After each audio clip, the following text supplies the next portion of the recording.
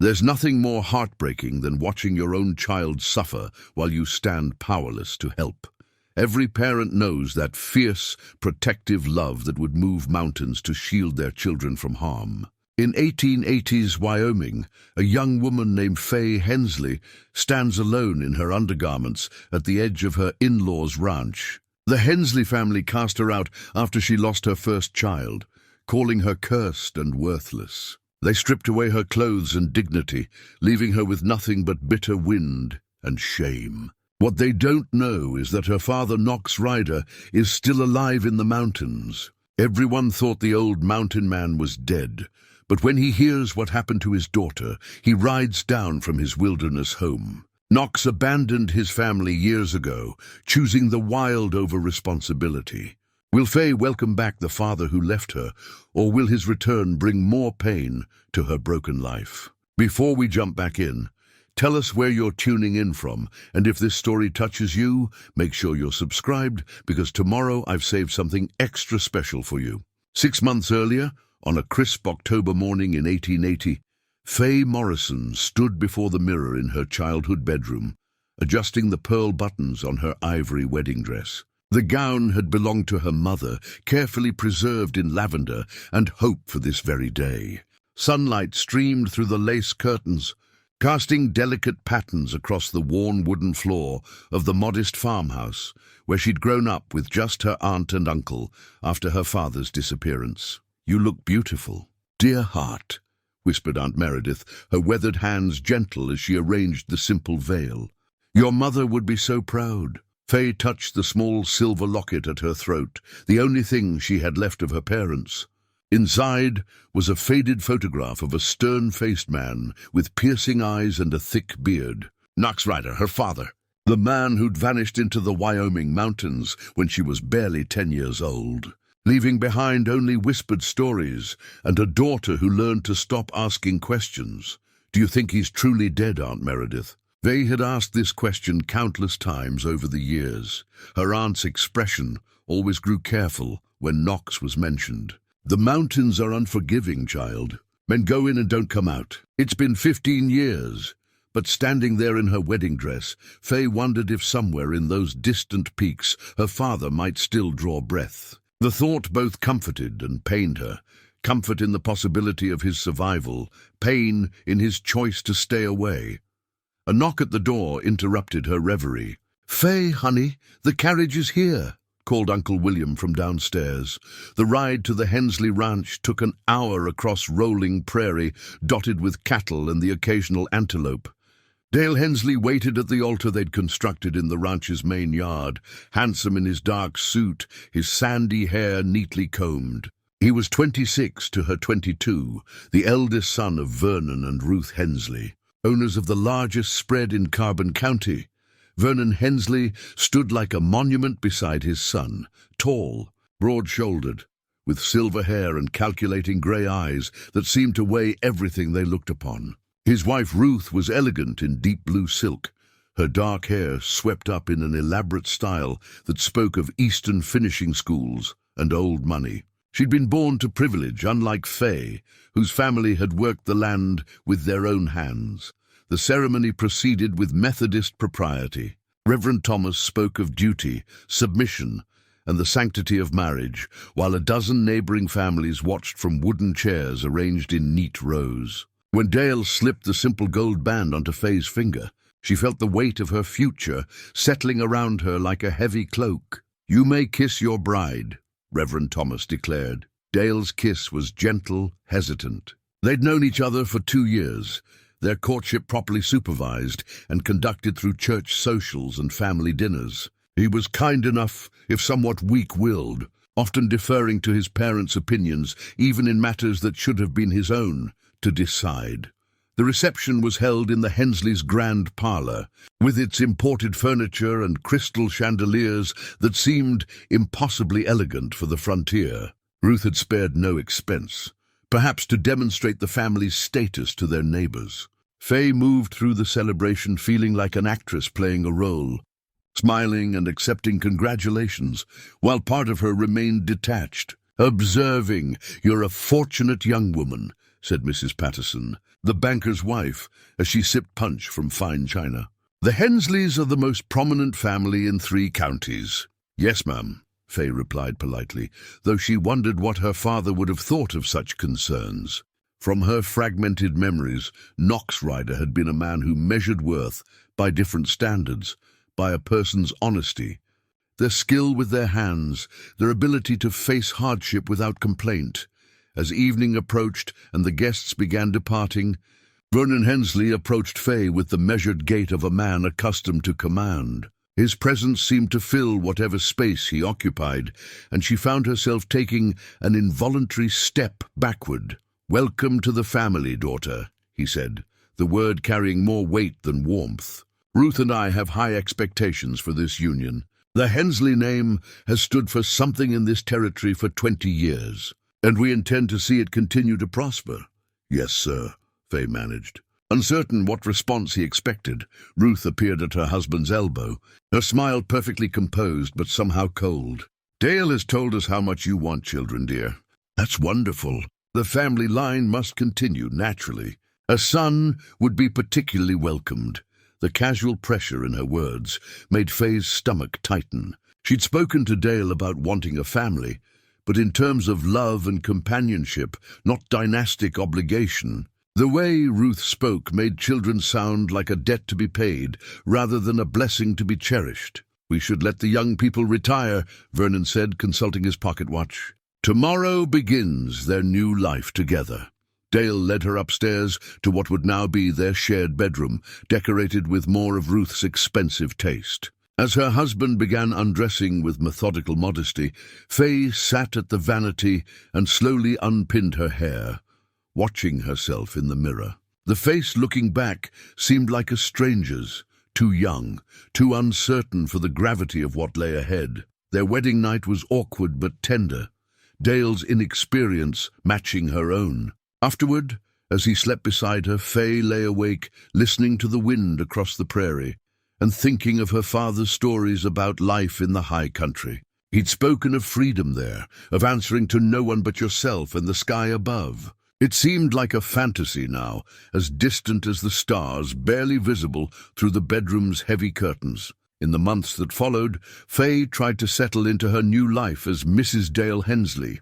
The role came with expectations she hadn't fully understood during their courtship. Ruth managed the household with military precision, leaving little room for Faye's own preferences or ideas. Every meal, every social function, every aspect of daily life was orchestrated according to Ruth's vision of proper behavior for a family of their standing. Dale worked alongside his father, managing the ranch's operations, but it became clear that Vernon made all important decisions, while Dale carried out orders.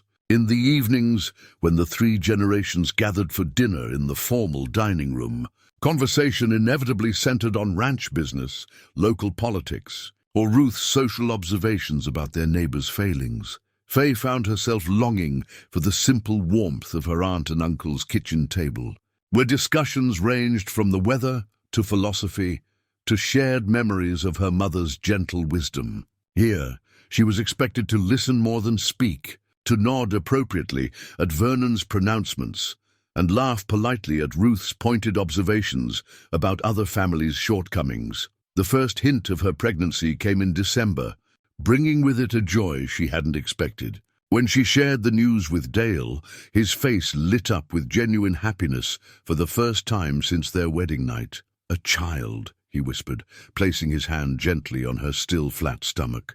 "Our own child." But when they announced the pregnancy to Vernon and Ruth at dinner that evening, the response was different than Faye had hoped. Vernon nodded with satisfaction, as if a business contract had been successfully negotiated. Ruth's smile was triumphant. "Excellent," Vernon declared. "The timing is perfect. A spring birth will be ideal. We must ensure you have the best possible care," Ruth added. "Dr. Morrison in town will attend the birth naturally.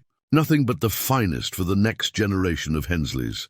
As winter deepened and her pregnancy progressed, they began to understand that even this most personal of experiences was being shaped by family expectations. Ruth took charge of preparations with the same commanding efficiency she applied to everything else, ordering a cradle from Denver and beginning plans for a christening that would demonstrate the family's prominence to the entire county. The child growing within her became her refuge from the increasing weight of Hensley expectations.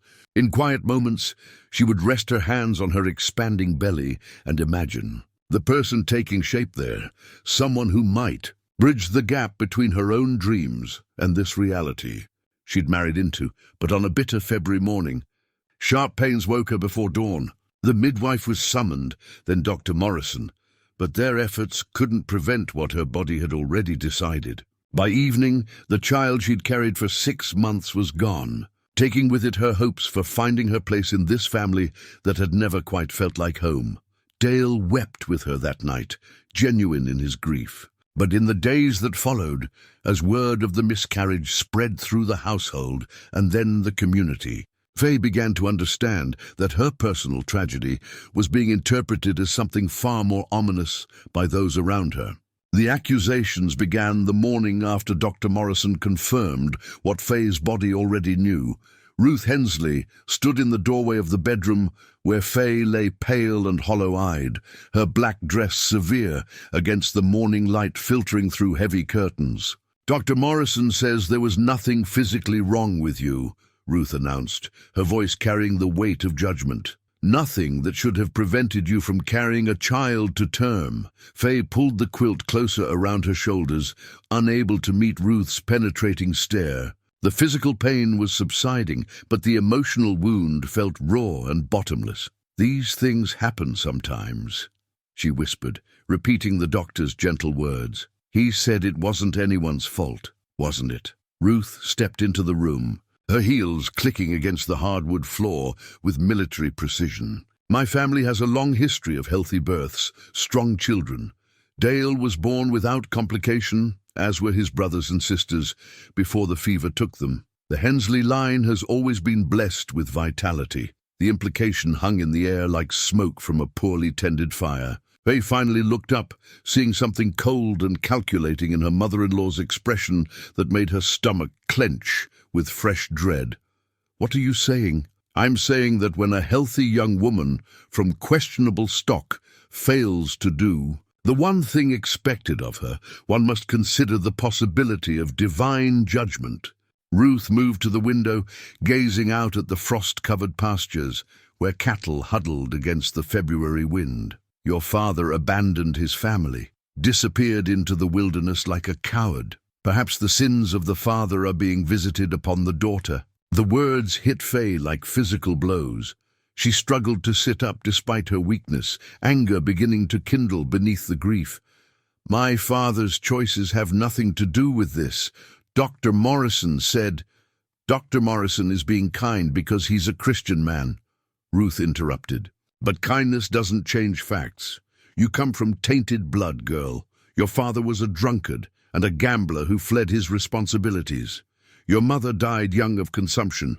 Weakness runs in your line like a poison." Vernon's heavy footsteps sounded in the hallway, and he appeared in the doorway with Dale close behind. Faye's husband looked haggard, his usually neat appearance disheveled from a sleepless night. But when he saw his mother's stance and his wife's distressed expression, he seemed to shrink rather than intervene. "The decision has been made," Vernon announced without preamble. "This household cannot harbor a woman who brings curse upon the family name.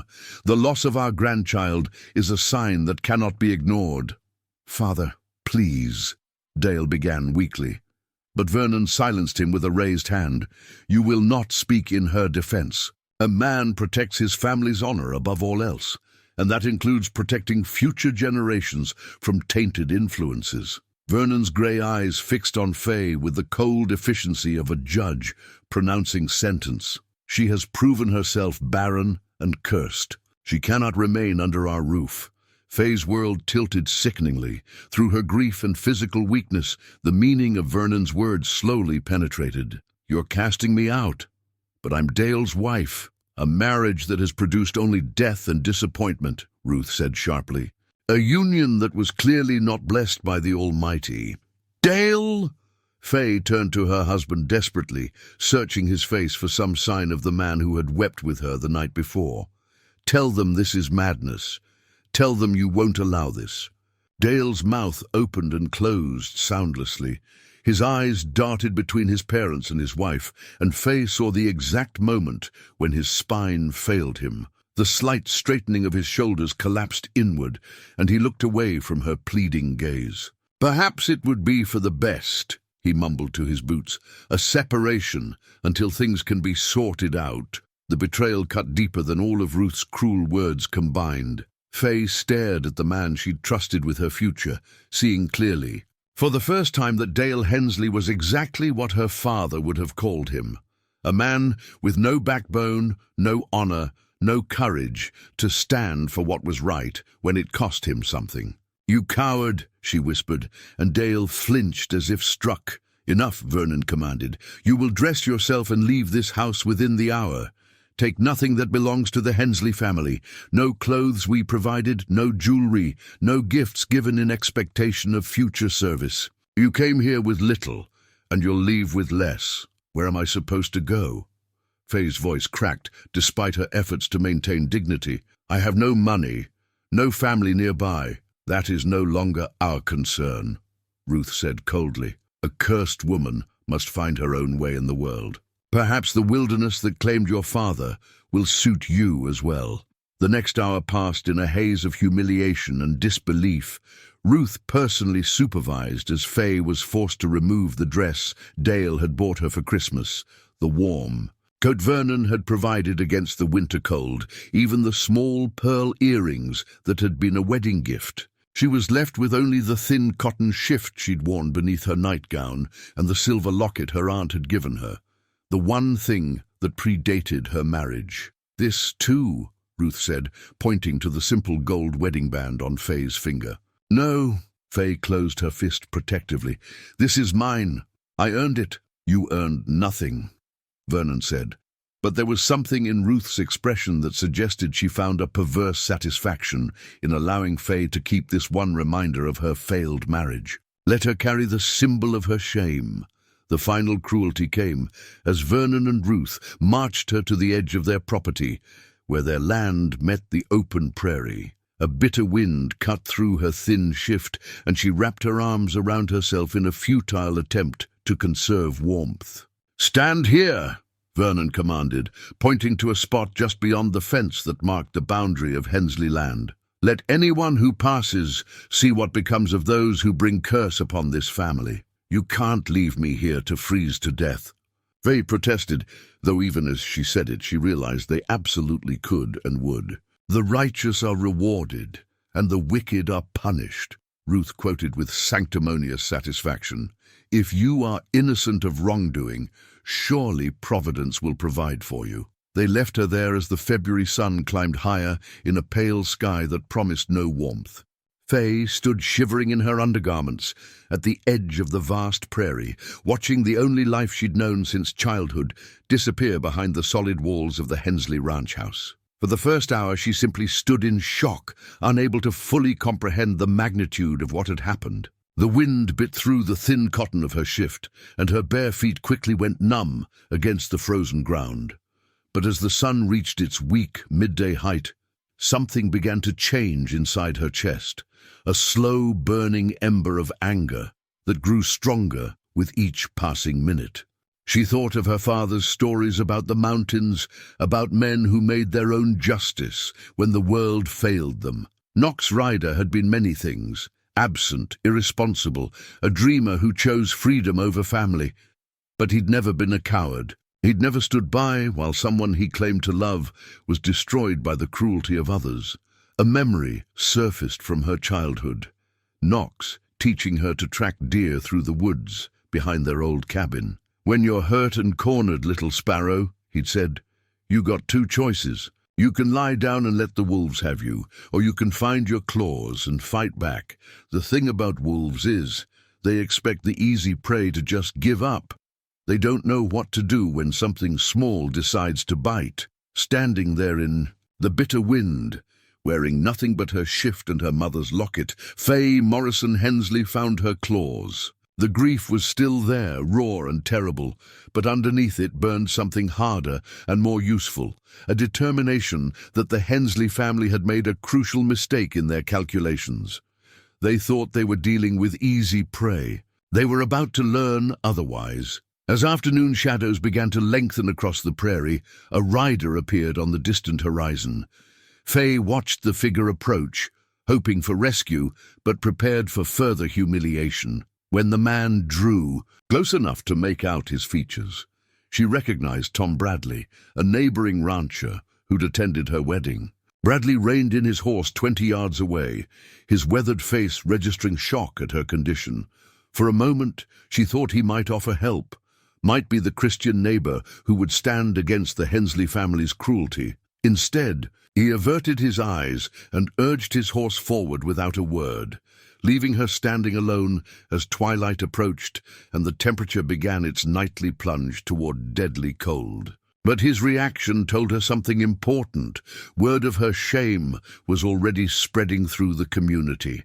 People knew what the Hensley family had done, and they were choosing silence over intervention. The realization settled over her like armor, hardening her resolve. She would not die here in the prairie grass for their entertainment. She would not give Ruth Hensley the satisfaction of finding her frozen corpse in the morning. Whatever it took, however far she had to go, she would survive this night and all the nights that followed. And someday, when she was strong enough, she would make them all pay for what they'd done to her. As stars began to appear in the darkening sky, Faye turned her back on the Hensley ranch and began walking toward the distant mountains where her father had vanished 15 years ago. If Knox Rider was still alive somewhere in that wilderness, perhaps it was time for his daughter to find him. The wind at her back seemed to whisper encouragement as she took her first steps toward an uncertain future, carrying nothing but her mother's locket and a burning desire for justice.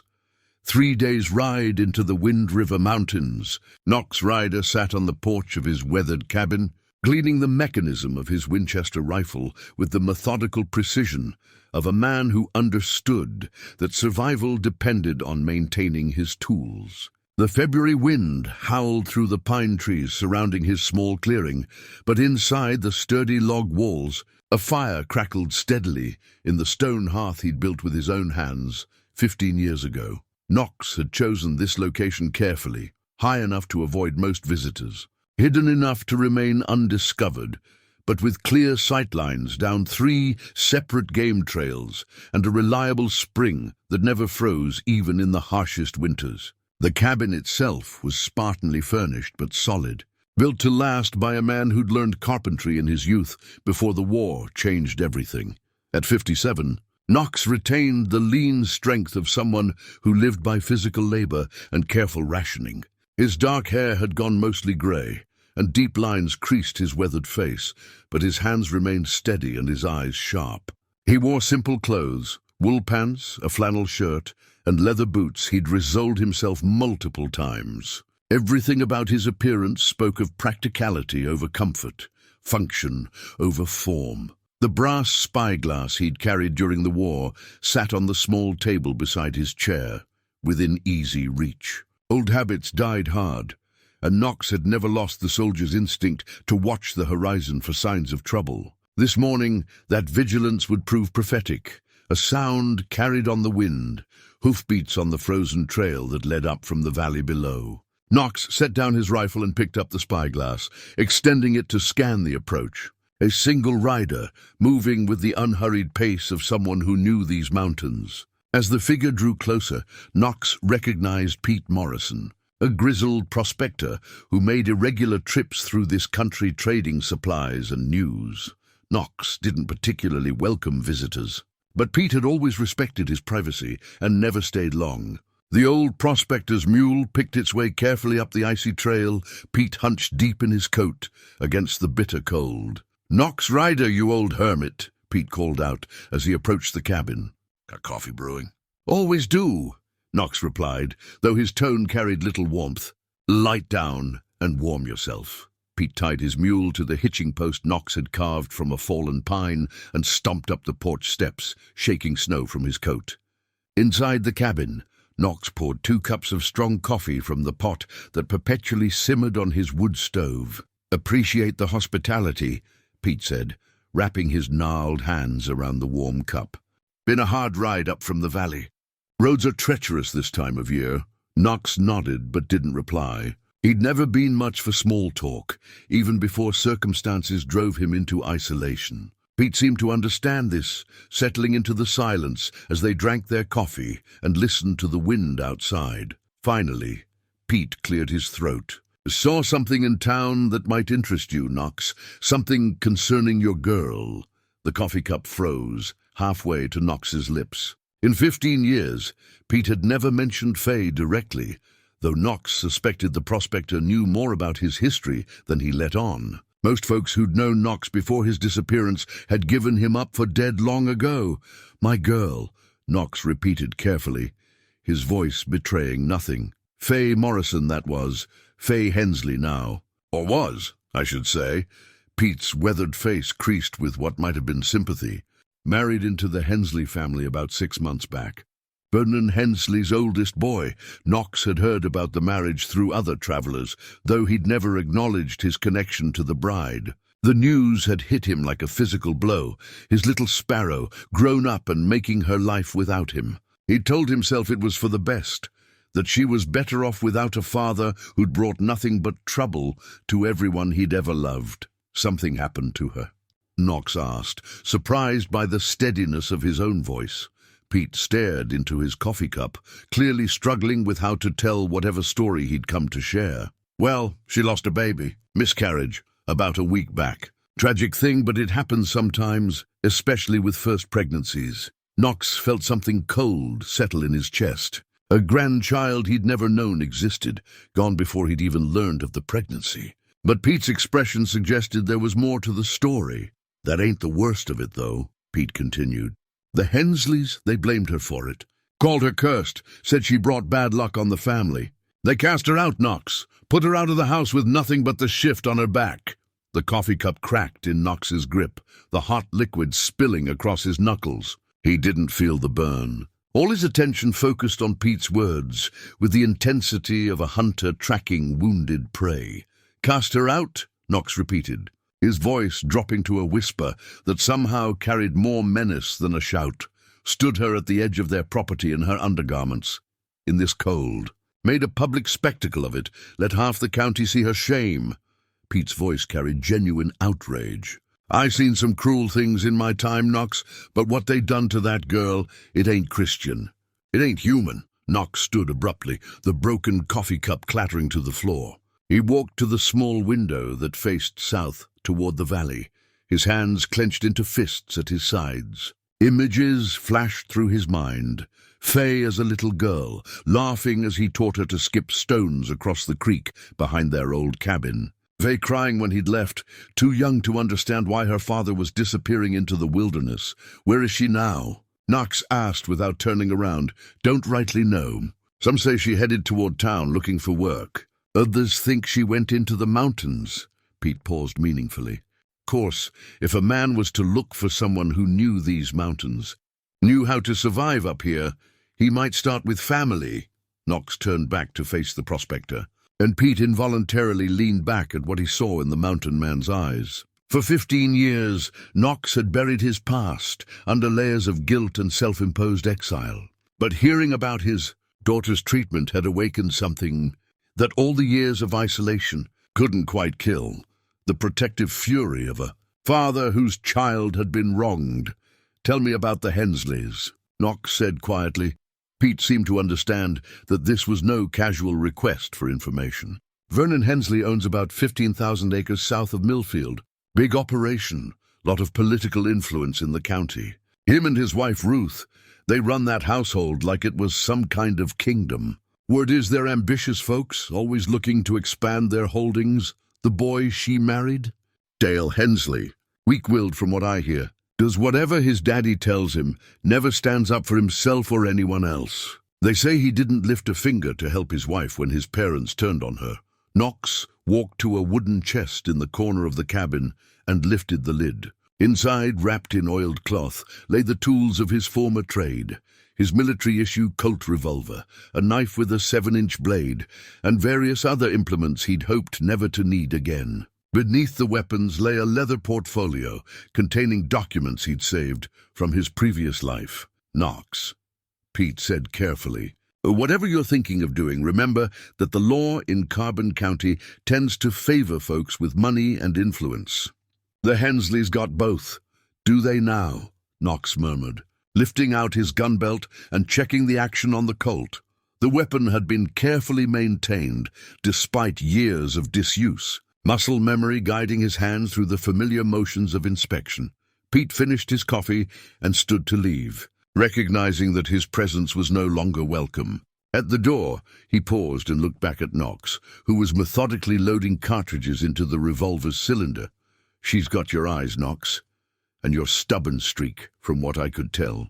If she's still alive out there, she's probably fighting to stay that way." After Pete left, Knox stood alone in his cabin, weighing the Colt in his hand and staring at the flames dancing in his fireplace. For 15 years, he'd convinced himself that leaving his family was the right choice. The only way to protect them from the dangerous men he owed money to and the violence that seemed to follow him wherever he went. But those men were long dead now, killed by other men just like them, or claimed by the harsh justice of frontier life. The debts that had driven him into exile had died with their holders. The only thing that remained was his absence from his daughters, life and the guilt that had eaten at him every day since. Now that daughter, his little sparrow, had been cast out into the wilderness by people who thought their money and status gave them the right to destroy an innocent woman's life. The rage building in Knox's chest was unlike anything he'd felt since the war, clean and focused, and absolutely murderous in its intensity. He walked to his gun rack and selected the Winchester, then gathered ammunition, supplies, and the few personal items he valued most. Tomorrow, he would begin the descent from his mountain sanctuary. The man who rode down to the valley would not be the broken, guilty exile who'd climbed up 15 years ago, Knox. Rider was going to remind Carbon County that some ghosts were better left undisturbed. Faye's first night in the wilderness nearly killed her. She'd walked through the darkness, guided only by starlight and the distant silhouette of mountains against the sky. Her bare feet bleeding and numb with cold by the time she stumbled across the abandoned line shack tucked into a grove of cottonwoods beside a frozen creek. The small cabin had been built for summer use by cowboys working cattle in the high pastures. Never intended for winter habitation, but its walls offered shelter from the killing wind. Inside, she found a few moth-eaten blankets, some rusted cans of beans, and a small iron stove with enough seasoned wood stacked beside it to last perhaps 3 days. Her hands shook so violently from cold that it took nearly an hour to coax a fire to life. But when the flames finally caught and began throwing heat into the cramped space, she wept with relief. She wrapped herself in the musty blankets and huddled close to the stove, slowly feeling life return to her frozen extremities. The pain of returning circulation was almost unbearable, but she welcomed it as proof that she'd survived her first test. Outside, the wind howled with renewed fury, as if angry that she'd found refuge. As warmth seeped back into her body, Faye's mind began working again with something approaching clarity. She was alive, but barely, and morning would bring new challenges. She had no proper clothes, no food beyond the few cans she'd discovered, no tools or weapons to defend herself with. Worse, she had no clear destination or plan beyond the vague idea of finding her father in these vast mountains. The rational thing would be to return to civilization, to seek help from the church or find work in town, despite the shame that would follow her. But as she sat staring into the flames, Faye realized that rational choices had led her into marriage with a coward and submission to people who viewed her as disposable property. Perhaps it was time to embrace a different kind of logic, She thought about her father's stories, the fragments of his wilderness knowledge that had seemed like fairy tales when she was young. Knox had taught her to identify edible plants, to read weather signs in cloud formations, to find direction by the stars. At the time, she thought it was just his way of entertaining a restless child. Now she wondered if he'd been preparing her for something like this.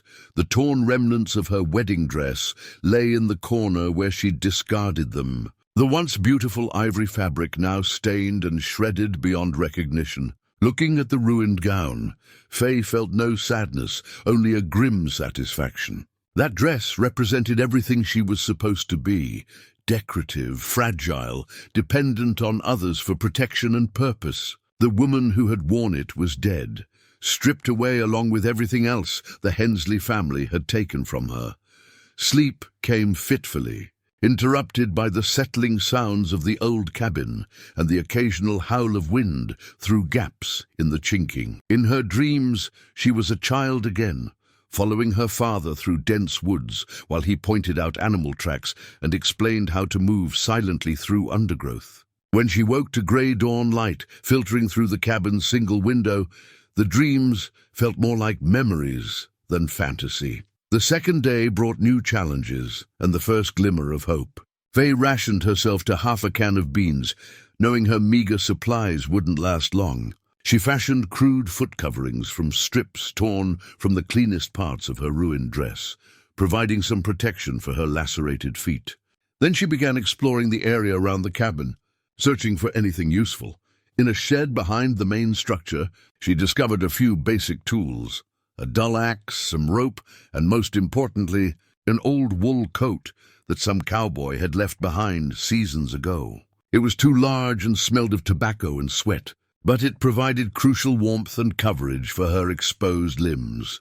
Near the creek, she found the remnants of an old fish trap, its construction triggering another memory of Knox's patient instruction. Fish would be running under the ice, he'd told her once, following their ancient patterns regardless of surface conditions. The trap was damaged, but not beyond repair, and Faye spent most of the afternoon working with cold, stiffened fingers to weave new sections from willow branches. That evening, she managed to catch 2 small trout, not much, but enough to supplement her dwindling canned goods and prove that survival was possible if she could remember and apply her father's lessons. She cleaned the fish with a broken knife she'd found among the tools, cooking them over her fire while snow began falling outside. The third day brought an unexpected visitor. Faye was checking her fish trap when she heard the soft footfall behind her. She spun around, heart hammering, expecting to see one of Vernon Hensley's men come to drag her back for further punishment. Instead, she found herself facing an elderly Native American woman, her weathered face kind but alert, her grey hair braided with strips of leather and adorned with small feathers. "You are the one they call cursed," the woman said in accented English, her voice carrying no judgment, only observation. Faye's hand instinctively moved to the locket at her throat. "Ah, yes, I'm Faye Morrison." She couldn't bring herself to use the Hensley name anymore.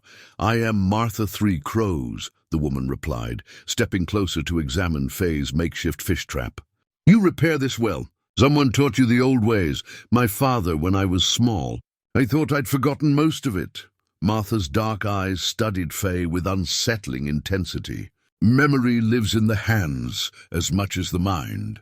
Your father, Knox Rider, he learned some things from my people before he went to the high places." The casual mention of her father's name hit Faye like a physical blow. "You know him.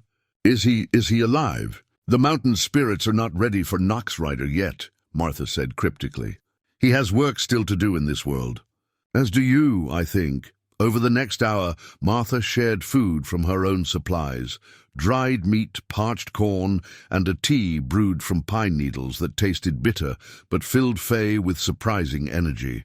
More importantly, she shared knowledge, pointing out edible roots that could be dug even in winter, explaining how to read animal signs for weather changes, teaching Faye to see the wilderness as a place of opportunity rather than threat. "The men who cast you out believe they have power over you," Martha said as she prepared to leave. They think shame and cold will break your spirit, make you crawl back begging for mercy. This is their mistake. What do you mean? A woman who survives alone in winter mountains is no longer the same woman who entered them. She becomes something new, something they did not expect. Martha's eyes glinted with what might have been amusement. Your father understands this. It is why he chose the high places when lesser men would have sought easier paths. After Martha disappeared back into the forest as silently as she'd come, Faye felt something fundamental shift inside her chest.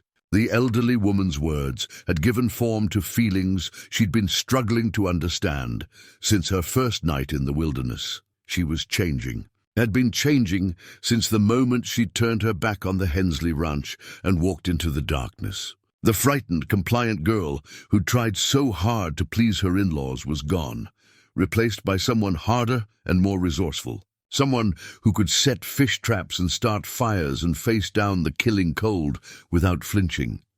That night, she dreamed again of following her father through the woods. But this time, she was leading the way while he followed, proud and amazed by his daughter's skill and determination. When she woke, the dream felt less like memory and more like prophecy. The fourth day brought fresh snow and a new test of her growing skills. The storm lasted 18 hours, and Faye found herself grateful for every lesson Martha had shared about conserving heat and rationing food. She used the forced confinement to fashion better clothing from materials in the cabin, cutting and sewing with a needle made from a sharp thorn and thread pulled from the old blankets. When the storm cleared, she emerged from the cabin wearing a patchwork outfit that was functional, if not fashionable. The oversized coat, makeshift leggings sewn from blanket fabric, and boots cobbled together from leather scraps and rope. She looked like a scarecrow, but she was warm and mobile and alive. Standing in the fresh snow outside the cabin, breathing the clean mountain air, Faye felt a strange sense of gratitude for everything that had brought her to this moment. The Hensley family's cruelty had stripped away her illusions about safety and social protection, but it had also freed her from the cage of other people's expectations. For the first time since childhood, she was truly free to choose her own path. And her choice was becoming clearer with each passing day. She would find her father, not as a supplicant seeking rescue, but as an equal seeking alliance. Together, they would return to the valley and exact a price for what had been done to her. The Hensley family thought they'd seen the last of Faye Morrison. They were about to learn how wrong they were. Knox descended from the mountains like a ghost returning from the dead, moving through the familiar terrain with the silent efficiency of a man who'd once hunted other men for a living. The journey that had taken him 3 days to climb 15 years ago required only 1 day and night to reverse, his urgency driving him forward despite the treacherous conditions. He reached the outskirts of Millfield as the February sun climbed above the eastern peaks, casting long shadows across the small frontier town that had grown considerably since his last visit. New buildings lined the main street, a proper bank, a hotel with glass windows, even a telegraph office that spoke to the territory's increasing connection to the outside world. Progress had come to Carbon County, but Knox suspected the fundamental nature of its people remained unchanged. He left his horse at the livery stable, paying the stable boy with coins that felt strange in his hands after years of barter and subsistence living. The boy's eyes lingered on Knox's appearance, the worn but serviceable clothes, the gun belt riding easy on his hips, the weathered face that suggested hard experience. Knox was accustomed to such scrutiny and paid it no mind. The Frontier Saloon occupied the same corner it had during Knox's previous life, though it now sported fresh paint and a new sign advertising fine liquors and gaming. Knox pushed through the batwing doors into familiar territory, the scent of whiskey and tobacco, the low murmur of morning drinkers, the careful assessment of strangers that marked every frontier establishment. The bartender was new, a thick-set man with suspicious eyes who clearly knew his business. Knox ordered coffee and positioned himself at the bar where he could observe the room's other occupants. Three cowboys nursed hangovers at a corner table. A traveling salesman read a week-old newspaper, and two local businessmen conducted quiet conversation over their breakfast. "You just passing through?" the bartender asked, the question carrying more weight than casual curiosity. "Depends," Knox replied, his voice carrying the flat neutrality of a man who'd learned to give nothing away. "Looking for information about some folks. The Hensley family." The bartender's expression shifted slightly, becoming more guarded. "What kind of information?" Knox pulled a silver dollar from his pocket and placed it on the bar. "The kind that might interest a man who keeps his ears open." After a moment's consideration, the bartender pocketed the coin. "Vernon Hensley owns the biggest spread in 3 counties. Him and his wife Ruth run it like their own private kingdom. They got influence with the territorial government, connections in Denver. Folks around here mostly give them plenty of room. What about their son? Dale, I think his name is. Married a local girl about 6 months back. Pretty little thing, quiet and well-mannered." The bartender paused, seeming to weigh his words. "Course, there was that unfortunate business last week." Knox kept his expression neutral, despite the anger building in his chest. "What kind of business?" "The girl lost a baby. Miscarriage. Real tragedy, but these things happen." The bartender leaned closer, lowering his voice. "But the Hensleys, they took it hard. Blamed the girl. Said she brought bad luck on the family. Cast her out in a real public way." "Cast her out how?" The bartender glanced around the room before continuing. "Made her stand at the edge of their property in her undergarments. Left her there for anyone to see, like they was making an example of her. Most folks thought it was going too far, but nobody said anything. The Hensleys ain't people you cross lightly."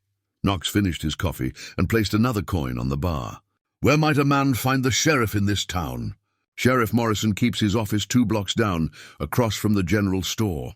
"But The bartender hesitated, then seemed to decide caution was warranted. "Whatever business you got with the Hensleys, you might want to think it through real careful. They got long memories and longer reach."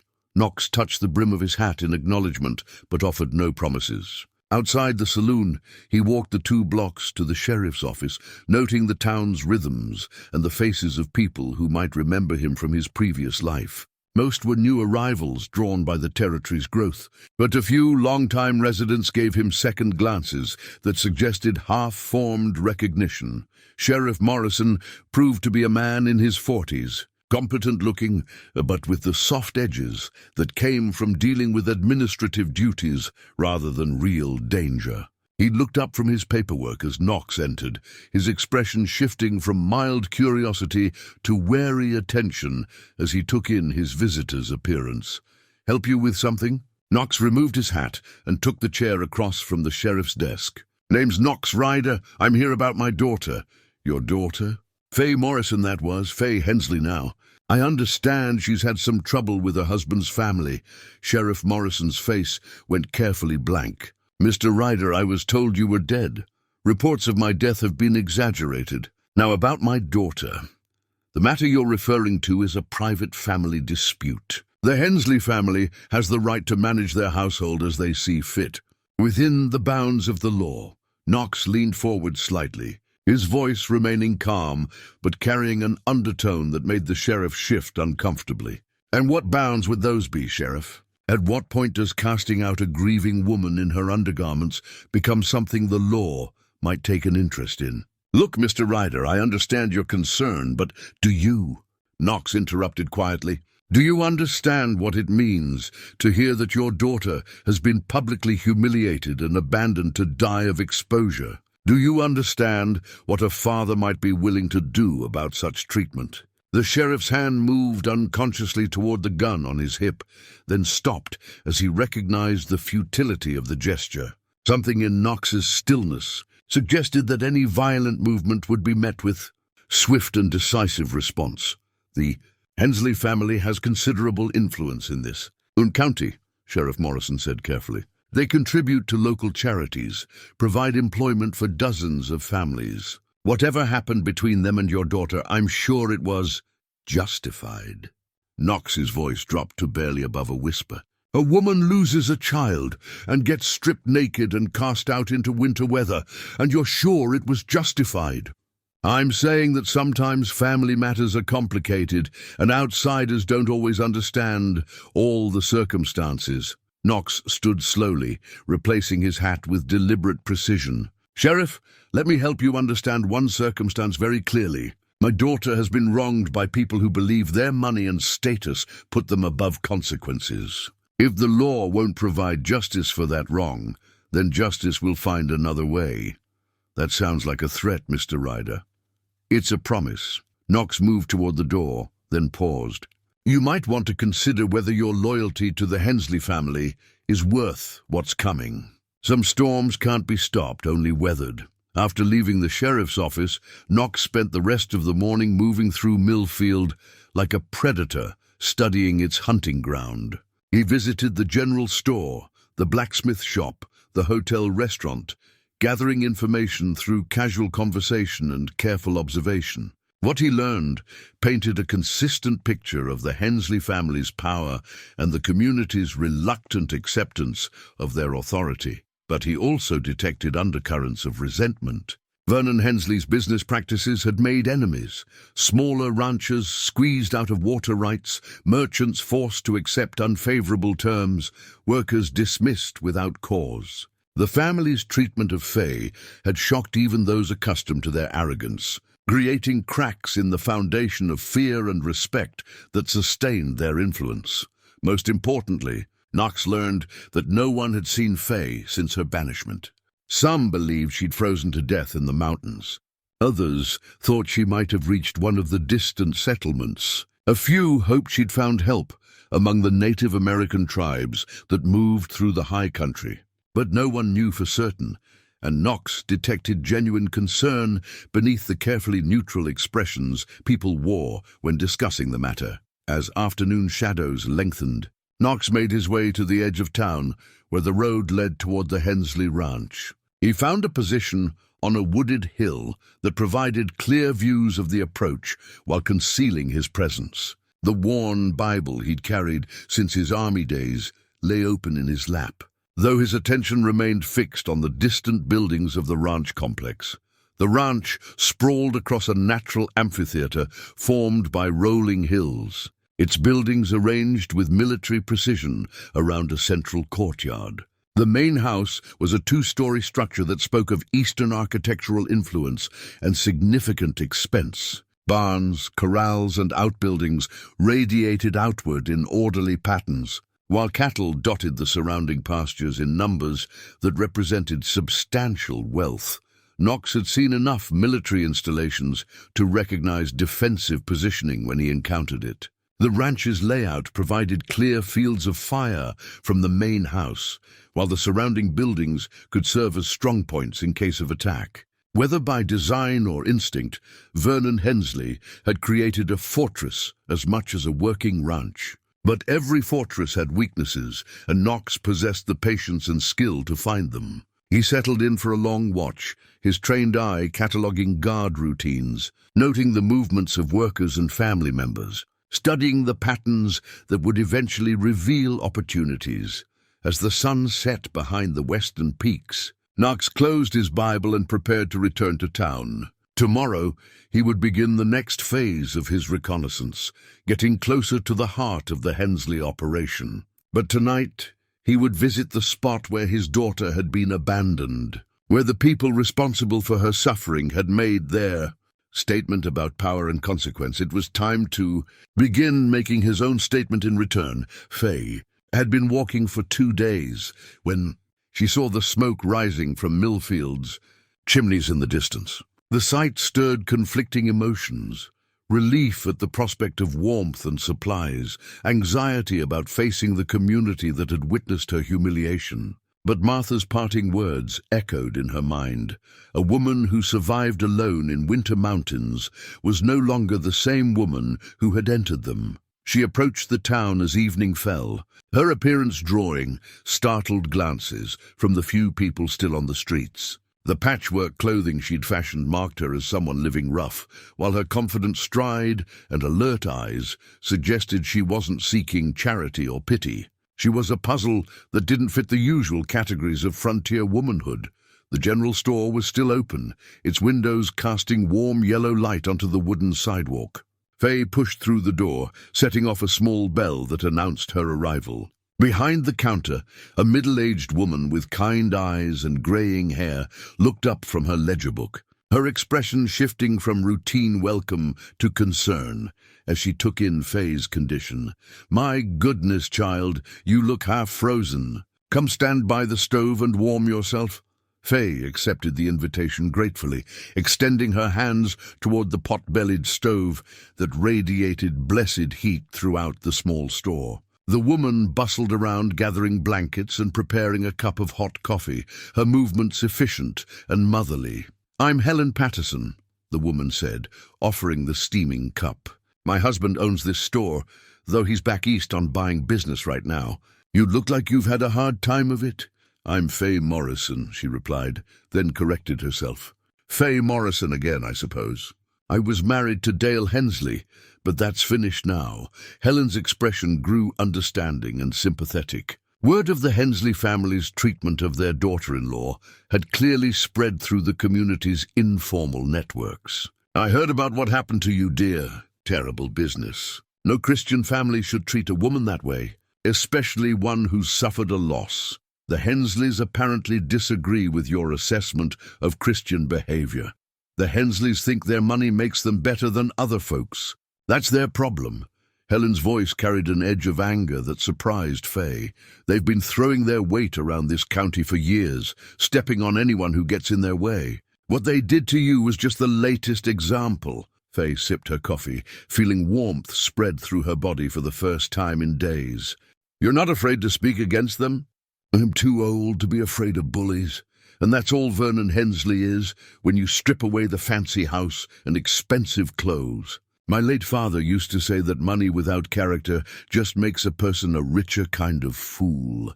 Helen's words carried conviction, but Faye had learned to be cautious about trusting people's proclaimed principles when it came to confronting power.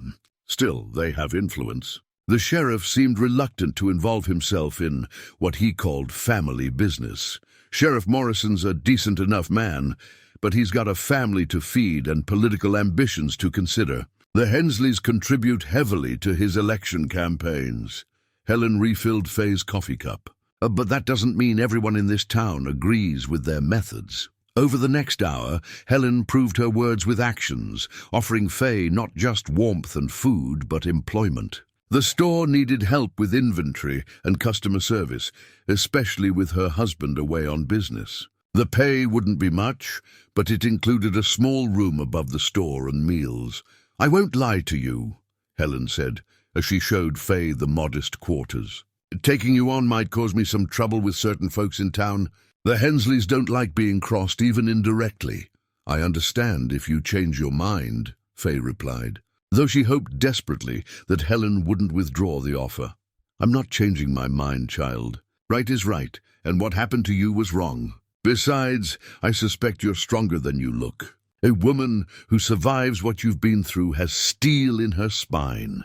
The first few days at the general store confirmed Helen's assessment. Faye threw herself into the work with determination that impressed her employer and gradually won over skeptical customers.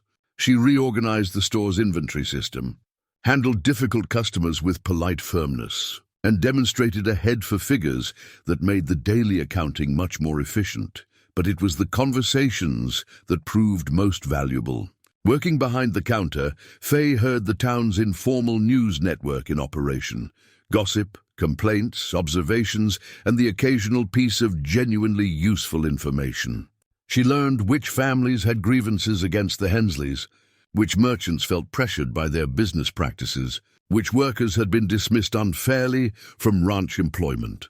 A picture emerged of a community held in check by economic intimidation rather than genuine respect. The Hensley family's wealth and political connections made them dangerous to oppose directly. But their arrogance had created a reservoir of resentment that needed only the right catalyst to overflow. On her fourth day in town, Faye encountered Dale for the first time since her banishment.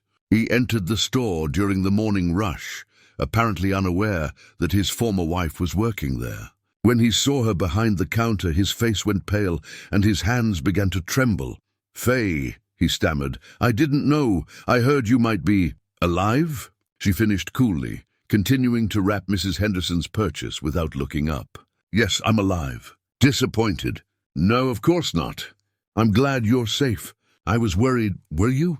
Faye finally looked at him directly, and Dale took an involuntary step backward at what he saw in her eyes. The frightened, compliant girl he'd married was gone, replaced by someone harder and more self-possessed. "Worried enough to defend me when your parents called me cursed. Worried enough to prevent them from stripping me naked and casting me out in winter weather." Dale's mouth opened and closed soundlessly.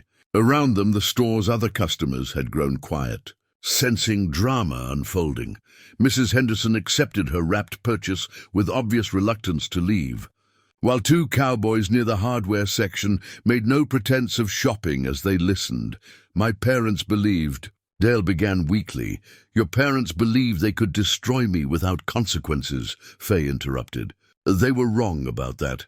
Just like they were wrong about you being man enough to stand up for your wife. The public humiliation was deliberate and calculated. Faye had learned from Martha that strength respected only strength, that people who abused their power continued doing so until someone made them pay a price. Dale's weak protests and obvious shame served as a message to everyone present. The Hensley family's treatment of their daughter-in-law had created an enemy they hadn't expected. After Dale fled the store in confusion and embarrassment, Helen approached the counter with an expression of mixed admiration and concern. "That was satisfying to watch, but it might bring trouble down on us." "Trouble's coming anyway," Faye replied matter-of-factly. "The question is whether we meet it on our feet or on our knees." That evening, as Faye settled into her room above the store, she reflected on how much had changed since her night of abandonment.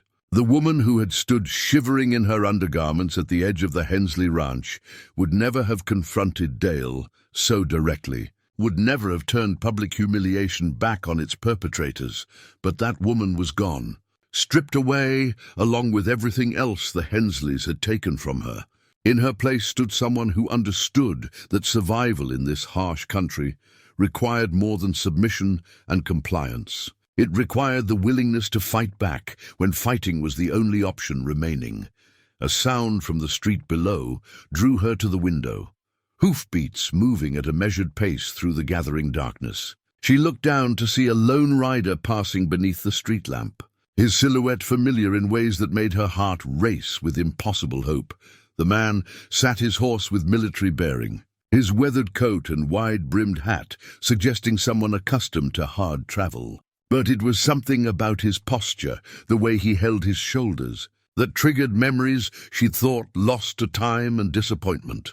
By the time she reached the street, the rider had disappeared into the shadows beyond the lamp's reach. She stood alone on the wooden sidewalk, searching the darkness for confirmation of what her instincts insisted she'd seen. But the night remained silent, except for the distant sound of hoofbeats fading toward the edge of town. Still, as she returned to her room, Faye felt something she hadn't experienced since childhood, the sense that somewhere in the darkness, someone was watching over her. Someone who remembered a little girl called Sparrow and might finally be ready to come home.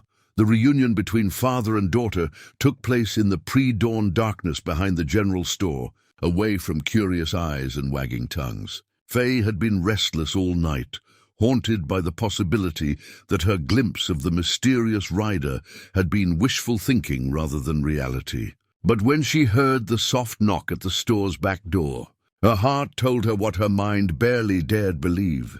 Knox stood in the alley's shadows, older and more weathered than her memories had painted him, but unmistakably the man who had vanished from her life 15 years ago. For a long moment neither spoke, the weight of separation and circumstance hanging between them like a physical barrier. "Hello, Sparrow," Knox said finally, using the childhood nickname that brought tears to her eyes.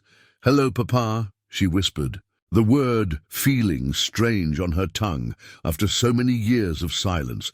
They embraced then awkwardly at first, then with the desperate intensity of people who had lost each other and never expected reunion. Knox smelled of wood smoke and leather and the crisp mountain air that had been his home for so long. Faye breathed in the familiar scent, remembering safety and protection from a time when the world had seemed simpler. "I heard what they did to you," Knox said when they finally separated. "Pete Morrison brought word to my cabin. I came as soon as I could. I thought you were dead," Faye replied, studying his face in the dim light filtering from the store's windows. "Everyone said the mountains had claimed you. The mountains kept me alive when I couldn't face what I'd done to my family." Knox's voice carried 15 years of regret and self-recrimination. "I was a coward, Sparrow. I ran when I should have stayed and fought. Why?" The question had haunted her childhood and shaped her understanding of men and their reliability. "Why did you leave us?" Knox was quiet for a long moment, his weathered hands working unconsciously at the brim of his hat. When he spoke, his voice was barely above a whisper. "I owed money to some dangerous men. Gambling debts from before you were born, from my drinking days after the war. They came looking for payment, and when I couldn't give it to them, they threatened you and your mother." Faye felt something cold settle in her stomach. "What kind of threats?" "The kind that meant I had to choose between staying and watching them hurt my family, or disappearing and drawing them away with me. I thought if I vanished into the wilderness, they'd follow me and leave you alone. I thought I was protecting you. And did they? Follow you?" Knox's smile was grim and without humor. "Some of them tried. The mountains dealt with those who caught up to me. The others eventually gave up the chase and moved on to easier prey. But by then, years had passed, and I figured you and your mother were better off without me." The revelation reframed everything Faye had believed about her father's abandonment. Instead of the selfish coward she'd imagined, she saw a man who had sacrificed his own happiness to protect his family. The knowledge brought both comfort and fresh pain, comfort in understanding his motives, pain in realizing how unnecessarily their separation had lasted. "Mama died 5 years after you left," she said quietly. "Consumption took her during a hard winter. She never stopped hoping you'd come home." Knox's face crumpled, as if struck by a physical blow. "God forgive me. If I'd known, you couldn't have known. And maybe it was better that you stayed away, if those men were still looking for you." Faye touched his arm gently. "But they're gone now? Dead or moved on. The frontier has a way of settling old debts." Knox straightened, some of his customary control returning. "But that's the past. What matters now is what the Hensley family did to you and what we're going to do about it. We. You think I'd let them get away with treating my daughter like that? You think I'd stand by while they strip you naked and cast you out to die?" Knox's voice carried the same quiet menace that had made the sheriff nervous. "They made a mistake when they decided to hurt someone under my protection." Faye studied her father's face, seeing something dangerous and implacable in his eyes. This was not the gentle storyteller of her childhood memories, but the man who had survived 15 years alone in the wilderness and made dangerous enemies disappear into the mountains. "What are you planning?" Knox reached into his coat and withdrew a leather portfolio, its contents protected by oiled cloth. "First, let me show you something that changes everything about this situation." Inside the portfolio lay several legal documents. Their formal language dense and intimidating, but their meaning clear enough once Knox explained them. The papers dated from 1863, when territorial land grants were being distributed to encourage settlement and development.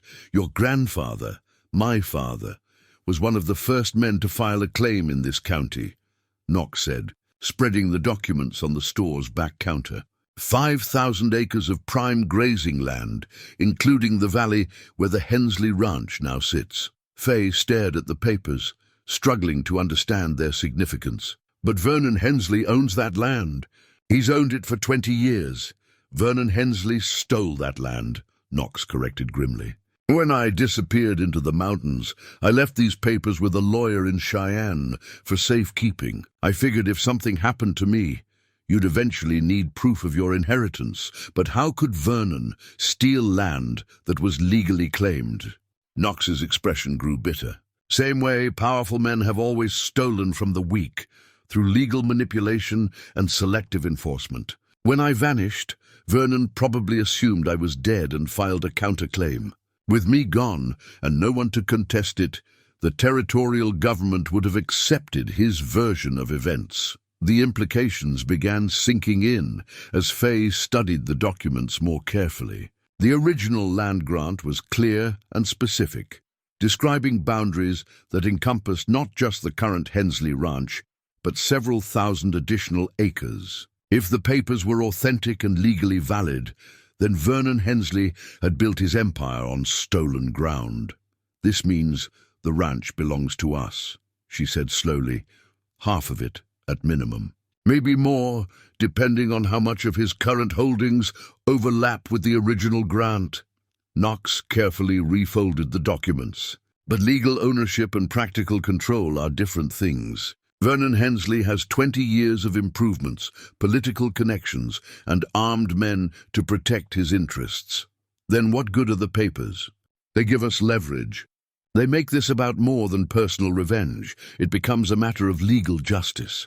And they provide a foundation for everything that comes after. Faye felt a strange mixture of excitement and apprehension. The revelation that her family had legitimate claim to the Hensley Ranch transformed the situation from simple revenge to righteous reclamation. But it also raised the stakes considerably, turning a personal grievance into a challenge to one of the territory's most powerful families. "What do you want to do?" she asked.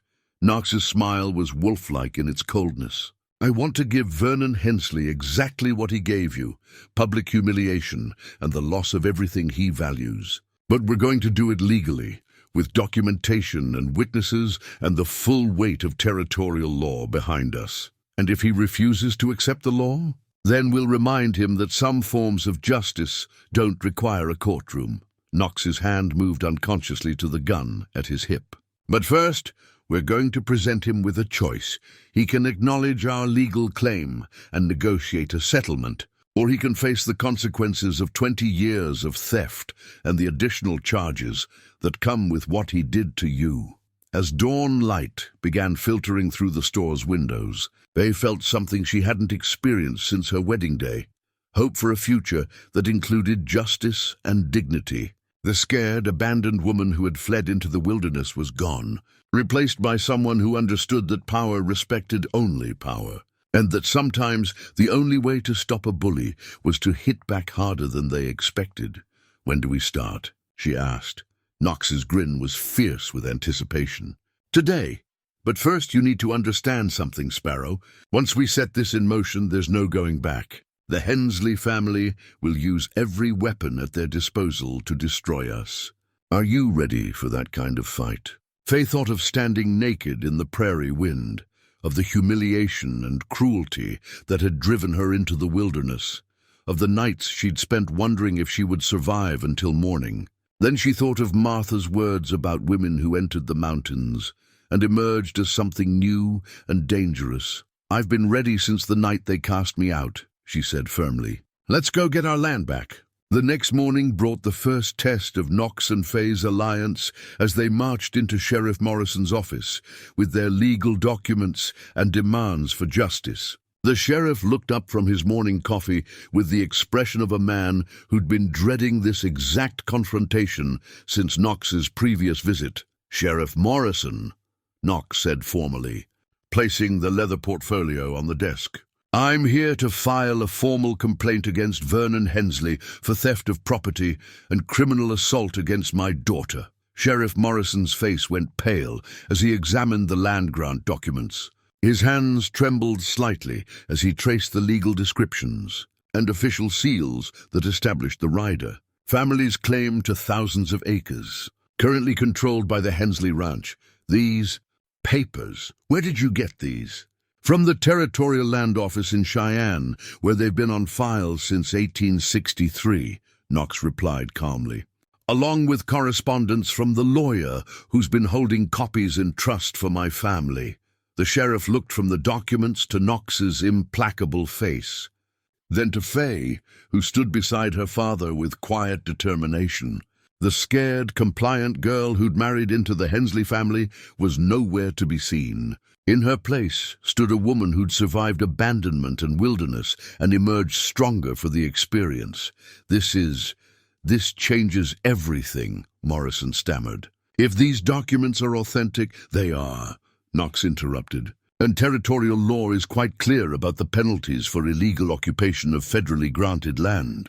20 years of theft, improvements made on stolen property, profits derived from criminal activity, the list goes on. But Vernon Hensley has documentation too. He filed his own claims, filed after my father's death and my disappearance, when he thought no one would contest them." Knox leaned forward slightly, his voice carrying quiet menace. "That's called fraud, Sheriff. And when it involves federal land grants, it becomes a matter for territorial authorities, not just local politics." Sheriff Morrison set down the documents with shaking hands. The political calculations that had shaped his previous responses were crumbling in the face of federal law and documented evidence. Vernon Hensley's influence extended far in Carbon County, but it wouldn't protect him from territorial prosecutors or federal land courts. "What do you want me to do?" "Your job," Faye said quietly, speaking for the first time since entering the office. "Investigate the evidence we've presented. Verify the documents with territorial authorities, and begin proceedings against the people who've committed crimes in your jurisdiction. And the matter of what they did to my daughter," Knox added. "Public humiliation, exposure to deadly weather conditions, abandonment without resources or protection. I believe territorial law has specific statutes covering such treatment." The sheriff nodded reluctantly, recognizing that his room for maneuvering had vanished with the presentation of authentic legal documents. "I'll need to send telegrams to Cheyenne, verify these papers with the Territorial Land Office." "Of course," Knox agreed. "We'll wait while you make your inquiries." "But, Sheriff," his voice took on the tone of a man accustomed to being obeyed, "I trust you understand the importance of handling this matter with appropriate urgency and discretion. Word of this investigation shouldn't reach the Hensley family until you're ready to serve warrants." After leaving the sheriff's office, Knox and Faye spent the rest of the morning visiting other key figures in Millfield's power structure. The banker who held the Hensley Ranch's mortgage proved especially interested in the legal documents, recognizing immediately that fraudulent land claims could invalidate existing financial agreements. The territorial judge's clerk agreed to expedite verification of the papers through official channels, but it was their visit to the newspaper office that produced the most significant results. Editor Franklin Cross had been waiting 20 years for a story that would challenge the Hensley family's dominance without destroying his own livelihood. The legal documentation Knox provided gave him exactly the protection he needed. "This is the biggest story to hit Carbon County since territorial incorporation," Cross said excitedly, already envisioning headlines. "Fraudulent land claims, illegal occupation, criminal assault, and all involving the county's most prominent family. We want the truth told accurately and completely," Knox said. "No sensationalism, no speculation beyond what the documents support, of course. But, Mr. Rider, you understand that publishing this story will make the Hensley family desperate. Desperate people do dangerous things." Knox's smile was grim. "Let them try. I've been dealing with dangerous people longer than Vernon Hensley has been stealing land." By afternoon, word was spreading through Millfield's informal networks that something significant was developing. Sheriff Morrison's telegraph traffic to Cheyenne had been noticed by the telegraph operator, whose wife worked at the general store. Editor Cross had been seen examining legal documents while setting type for a special edition. Knox and Faye's presence in town, combined with their visits to various officials, created a sense of impending drama that had the whole community buzzing with speculation. The first direct confrontation came when Dale Hensley arrived at the general store, his face flushed with anger and desperation. He burst through the front door without regard for other customers, his eyes fixed on Faye with wild intensity. "What are you doing?" he demanded. What lies are you spreading about my family? Faye continued serving Mrs. Henderson with calm efficiency, not acknowledging Dale's presence until she'd completed the transaction and the older woman had left the store with obvious reluctance to miss the drama. "I'm not spreading lies," Faye said finally, turning to face her former husband. "I'm presenting facts. Legal facts, documented and verified. You can't prove anything. Whatever papers you think you have are authentic territorial land grants filed in 1863 and held in trust by a Cheyenne law firm for 23 years. Knox's voice came from the store's rear entrance, where he'd been observing the confrontation. "The same papers your father thought were destroyed when he filed his fraudulent claims." Dale spun around to face Knox, his mouth falling open in shock. You're supposed to be dead. Another miscalculation on your family's part," Knox replied mildly. "Just like assuming my daughter would quietly disappear after you finished humiliating her. My parents were protecting the family name. The miscarriage was a sign. The miscarriage was a tragedy," Faye interrupted, her voice carrying steel beneath its calm surface. "What your parents did afterward was criminal assault. And what you did, standing by while they stripped and abandoned your wife, was unforgivable cowardice." Dale's face crumpled, but whether from shame or self-pity was unclear. "You don't understand the pressure they put on me." "The family expectations, I understand perfectly," Knox said. "I also understand that a man who won't protect his wife isn't worthy of the name. Get out of this store before I decide to demonstrate what real men do to cowards who abuse women." After Dale fled, Helen Patterson emerged from the store's back room, where she'd been listening to the confrontation. Her expression mixed admiration with concern as she looked between Knox and Faye. "That felt good to watch," she admitted, "but it's going to bring trouble down on all of us. The Hensley family doesn't accept challenges to their authority quietly." "Let them come," Knox said simply. "I've been preparing for this confrontation for 15 years, and Faye has been preparing since the night they cast her out. We're ready for whatever they bring." As evening approached, the truth of Knox's words became apparent. Riders had been coming and going from the Hensley ranch all afternoon, carrying messages and gathering the family's allies for whatever response Vernon was planning. Word had reached the ranch about the legal documents and the official investigations they'd triggered. Knox spent the early evening hours visiting his horse at the livery stable, checking his weapons and making other preparations that suggested he expected the coming confrontation to involve more than legal proceedings. From his saddlebags, he retrieved a military decoration Faye had never seen, a medal for distinguished service that spoke to capabilities he'd never discussed with his daughter. "What did you do in the war, Papa?" she asked, as he pinned the medal inside his coat. "What needed doing," Knox replied cryptically. "Same as I'm going to do now." As darkness fell over Millfield, the town settled into an uneasy quiet, broken only by the sound of horses moving through the streets and the occasional slam of a door or window shutting against the night air. Everyone seemed to sense that morning would bring a reckoning that would reshape the power structure of Carbon County. In her room above the general store, Faye sat by her window watching the street below. The rifle Knox had given her lying across her lap. The weapon felt strange in her hands, but somehow natural, as if her father's lessons from childhood were awakening muscle memories she'd thought lost.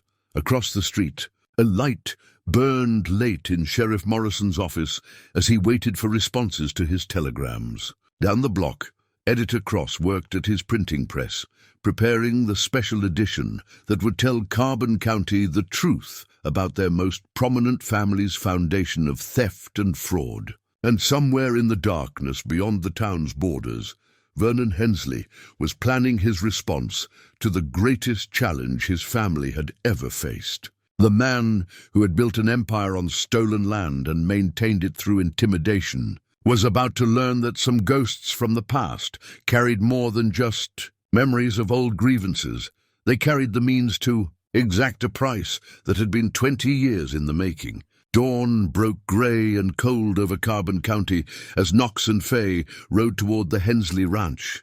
their horses' breath steaming in the frigid air. Behind them followed Sheriff Morrison and his deputy, along with Editor Cross riding in a buckboard that carried the morning's special edition of the Millfield Gazette. The newspaper's headline read simply, "Land Fraud Exposed, Hensley Empire Built on Stolen Ground." Knox sat his horse with military bearing, the Winchester rifle across his saddle within easy reach. Beside him, Faye carried herself with quiet confidence, the new rifle he'd given her secured to her saddle, but readily accessible. She wore practical clothing now, wool pants, a heavy coat, and boots suitable for whatever the day might bring.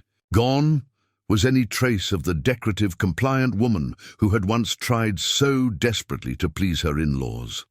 The ranch came into view as they crested the final hill, its buildings arranged in the defensive pattern Knox had observed during his reconnaissance. Smoke rose from several chimneys, and he could see figures moving between the structures with unusual urgency. Vernon Hensley had clearly received word of their approach and was making his own preparations.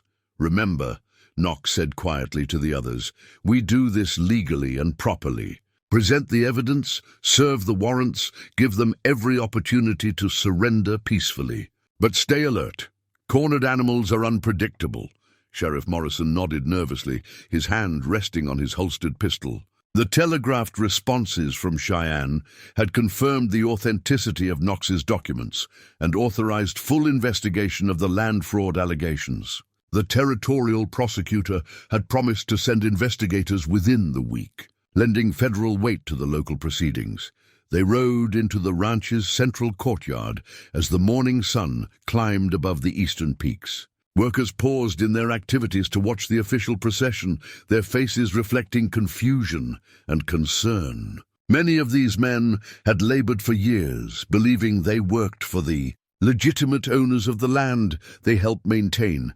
Vernon Hensley emerged from the main house, with the measured dignity of a man accustomed to command. But Knox's trained eye caught subtle signs of strain, the slight tension in his shoulders, the way his eyes moved constantly to assess threats and escape routes. Behind him came Ruth, her face composed but pale, and Dale, who looked like he hadn't slept in days. "Sheriff Morrison," Vernon said formally, his voice carrying no trace of the anxiety that showed in his posture.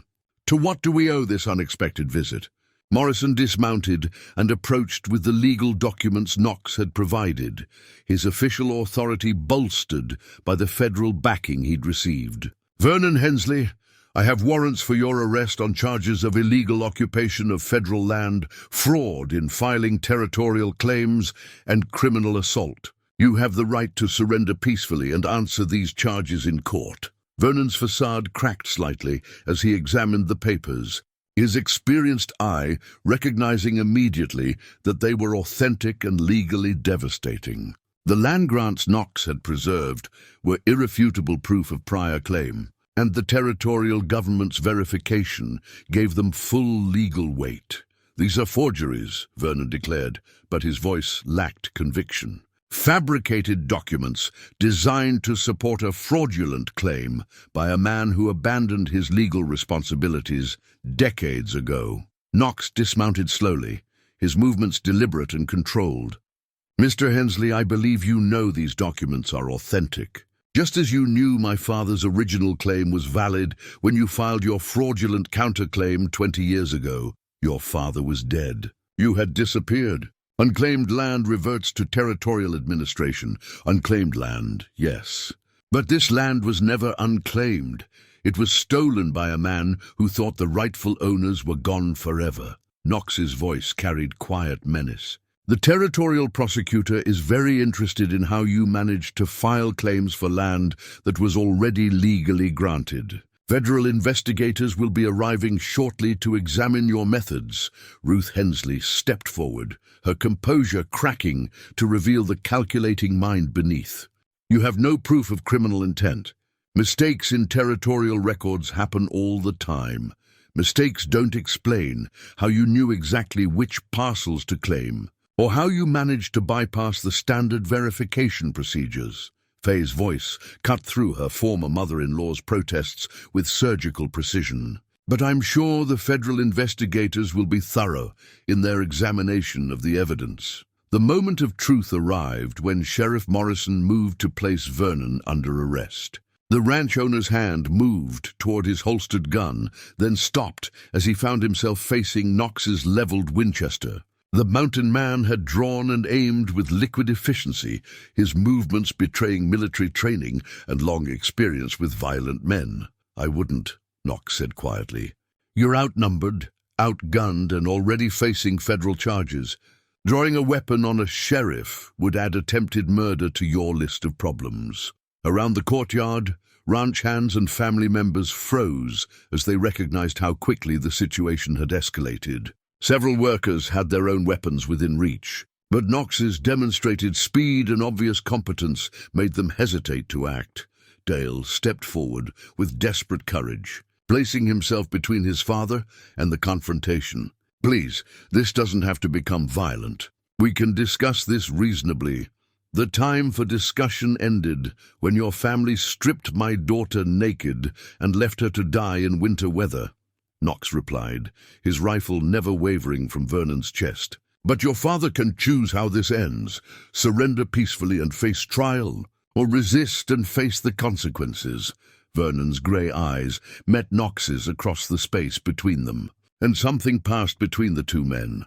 A recognition of wills and capabilities that transcended words. The ranch owner had built his empire through intimidation and political manipulation, but he was facing someone who operated by older, deadlier rules. "You think this settles anything?" Vernon asked, his voice tight with controlled rage.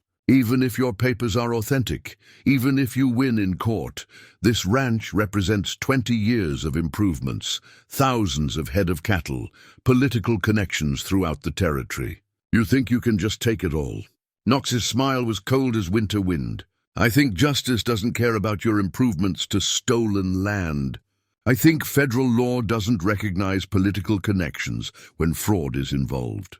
And I think you're about to learn what happens when entitled men finally face consequences for their actions."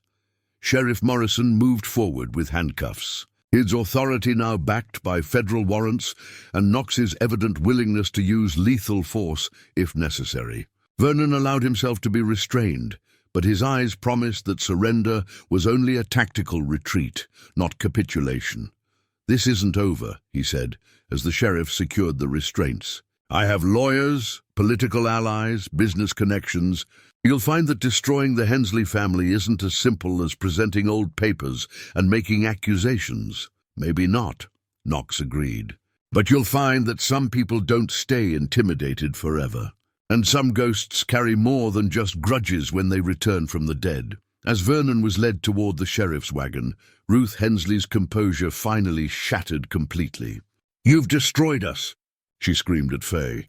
20 years of building this family's reputation, and you've destroyed it all because you couldn't accept your own failures." Faye faced her former mother-in-law with steady resolve. "I accepted the loss of my child, even though it broke my heart. What I couldn't accept was being blamed for it, humiliated for it, and cast out to die because of it.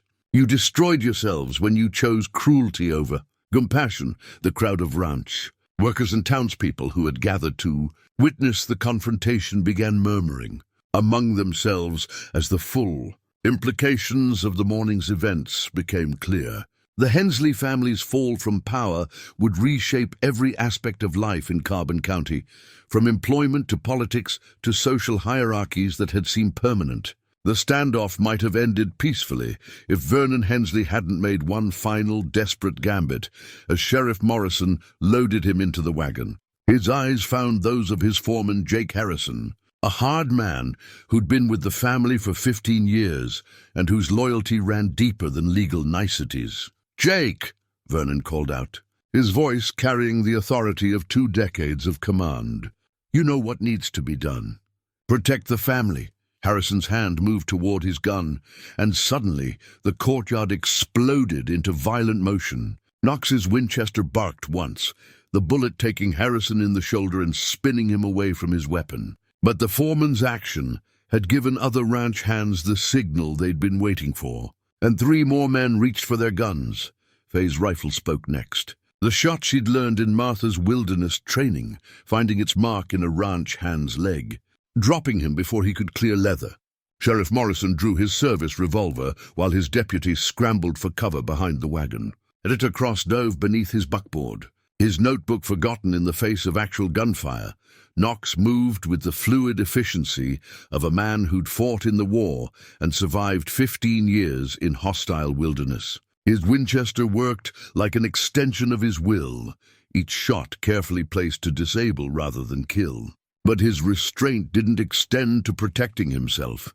When a ranch hand got off a shot that buzzed past his ear, Knox's return fire was aimed at center mass.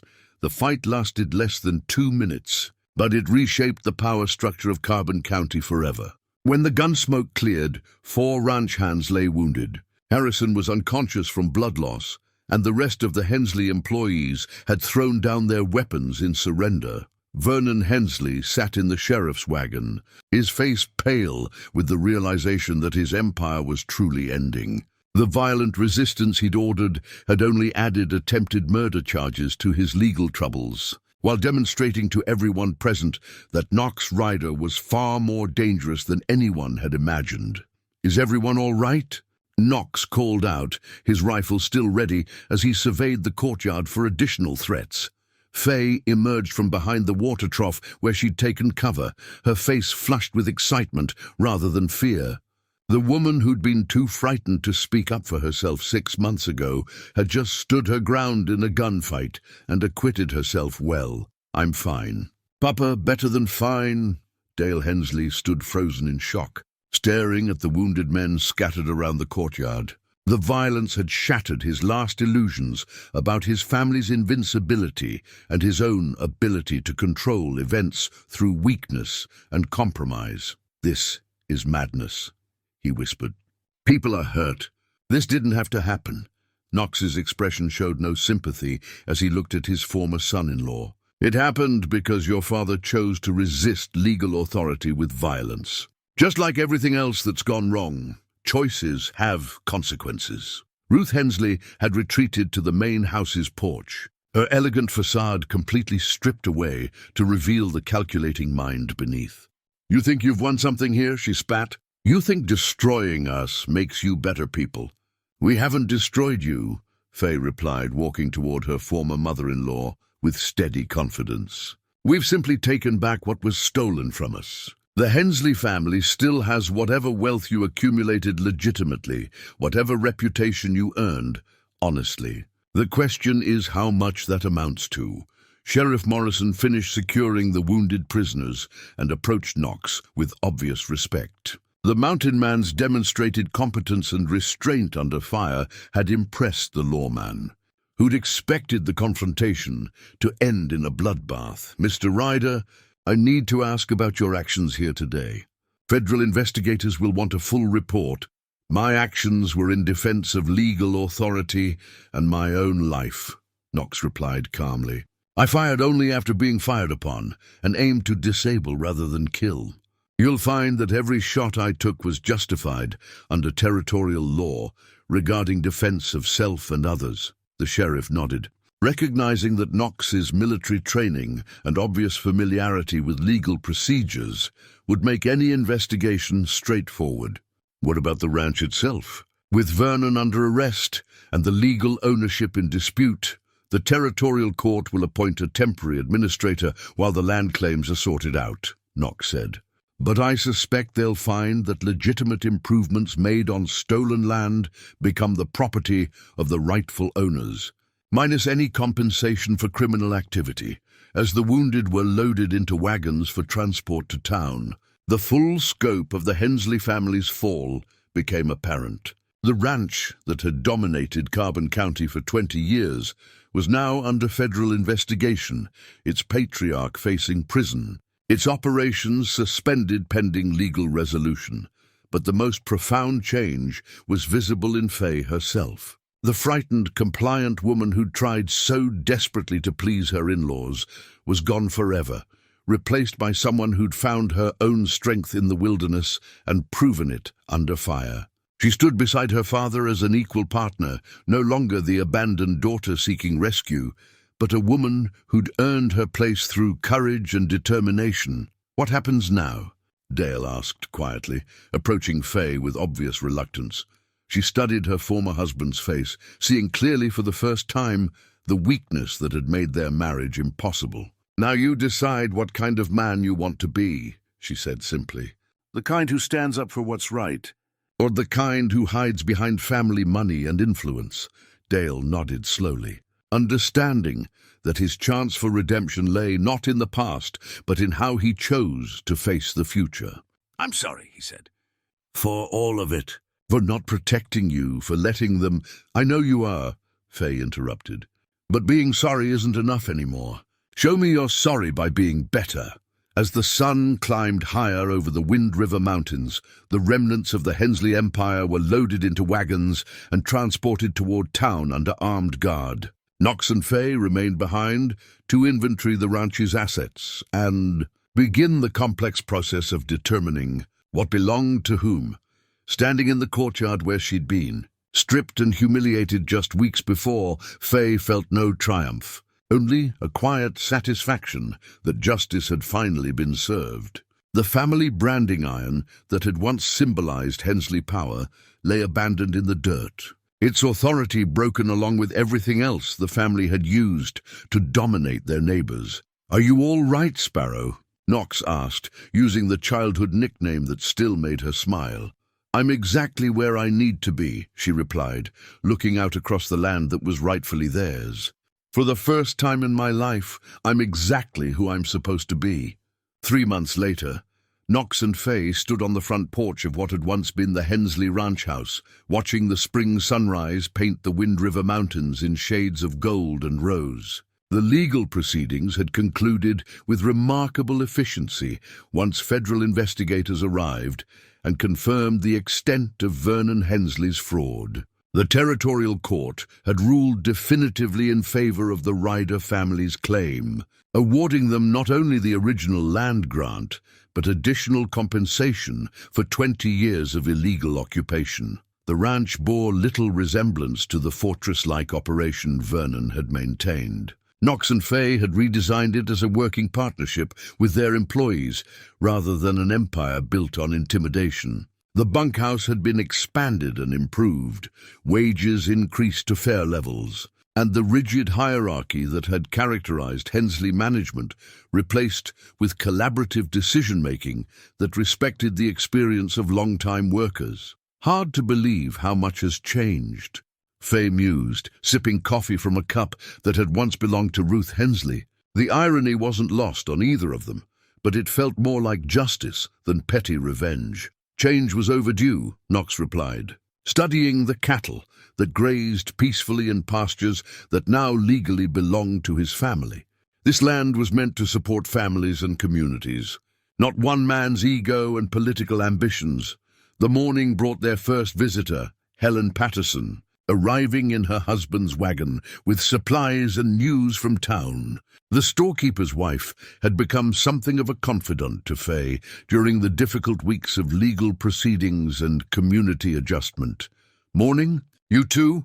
Helen called cheerfully as she climbed down from the wagon. "Brought those bolts of fabric you ordered, Faye? And some interesting news from town." They settled on the porch to share coffee and conversation, while Helen distributed supplies and gossip with equal enthusiasm. The fabric was for new curtains. Faye had found Ruth's decorating choices oppressive and was gradually replacing them with simpler, more practical alternatives that reflected her own taste. Vernon's trial concluded yesterday, Helen reported. Federal judge sentenced him to 5 years in territorial prison for land fraud, plus restitution for illegally derived profits. Ruth's already left for Denver, says she has family there who'll take her in. Knox nodded with satisfaction. Justice had been served thoroughly but fairly, with Vernon facing consequences proportionate to his crimes. The man who'd built an empire on stolen land would spend his remaining productive years in prison, while his victims reclaimed what was rightfully theirs. "What about Dale?" Faye asked, her tone carefully neutral. "Still in town working at the feed store. Seems to be trying to make an honest living for the first time in his life." Helen's expression softened with something approaching sympathy. "He asks about you sometimes. Not in any romantic way, more like he's trying to understand what he lost and why." Faye considered this information without emotion. Her marriage to Dale felt like something that had happened to a different person in a different life. The woman who'd tried so desperately to please the Hensley family no longer existed, replaced by someone who understood her own worth and wouldn't compromise it for anyone's approval. "He's welcome to visit if he wants to apologize properly," she said finally. "But only if he understands that our past is settled and finished." The conversation turned to lighter topics: spring planting plans, the new families moving into the area, community events that would require their participation as prominent landowners. Knox and Faye had inherited not just property, but social responsibilities that came with their position in Carbon County society. After Helen departed, father and daughter spent the afternoon working together to repair fence lines damaged by winter weather. The physical labor felt good after months of legal proceedings and courtroom appearances. This was the life Knox had always envisioned for his family. Honest work on land they owned, building something lasting for future generations. As evening approached, they returned to the house to find an unexpected visitor waiting on the porch. Martha Three Crows sat comfortably in one of the rocking chairs, her weathered face serene as she watched the sunset paint the mountains in brilliant colors. "Martha," Faye exclaimed with genuine pleasure, embracing the elderly woman who taught her to survive in the wilderness. "What brings you down from the high country?" "Wanted to see how the mountain sparrow was settling into her new nest," Martha replied, with a smile that suggested deeper satisfaction. "The spirits whispered that justice had been done, but I wanted to see for myself." They shared dinner and conversation as darkness fell over the ranch. Martha examined the changes Knox and Faye had made with obvious approval, noting particularly their treatment of the workers who'd chosen to stay despite the family's change in ownership. "Your father taught you well about survival," Martha told Faye as they sat by the fireplace after Knox had retired.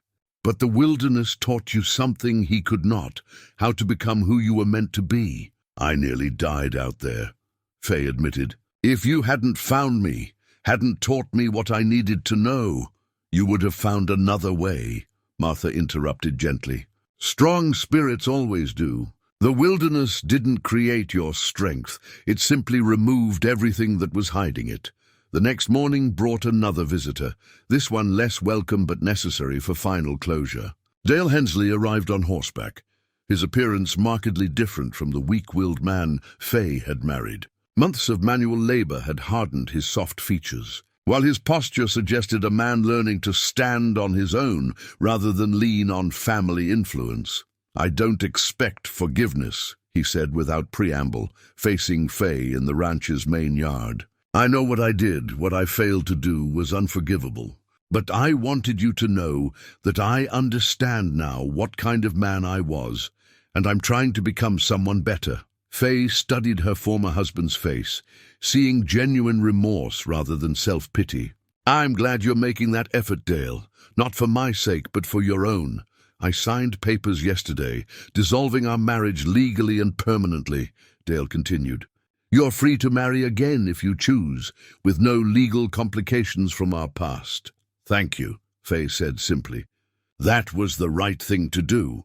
As Dale prepared to leave, he paused and looked back at the ranch that had been his birthright. "I know you and your father will take better care of this place than my family ever did. Maybe that's how it was always supposed to be."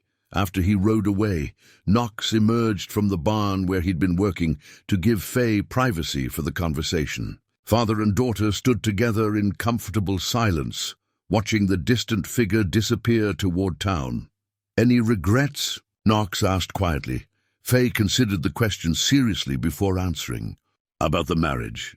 "No, about losing the baby? Always. But regrets about how everything turned out?" "Not one."